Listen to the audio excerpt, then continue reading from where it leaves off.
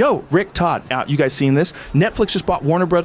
And all its assets, studios, HBO, HBO Max, games, movies, everything for $82.7 billion.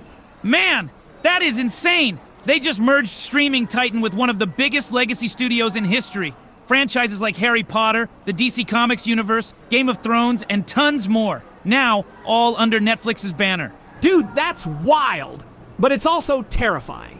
Netflix has zero history with large theatrical releases or massive gaming franchises. That's a recipe for chaos if they try to steer all of that. Exactly. The company culture is totally different. Netflix is built on streaming models, when it's fast turnover, data-driven, minimal theaters. Meanwhile, Warner Brothers has been about global distribution, theatrical windows, deep lore, complex IP management.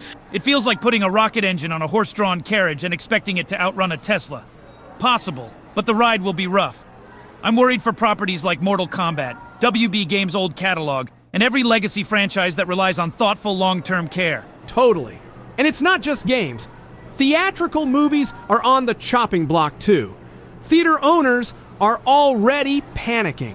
Cinema United called the deal an unprecedented threat to global cinemas. Because Netflix historically doesn't need long theatrical windows. They release a flick direct to stream or run it in theaters for 2 weeks, then pull it. All these legacy blockbuster pipelines, awards, season strategies, global release plans could be disrupted. And don't forget how this consolidates creative control. Netflix now owns more cultural gravity than almost anyone else. The scale of that power means if they decide a big franchise is not worth it, it could evaporate.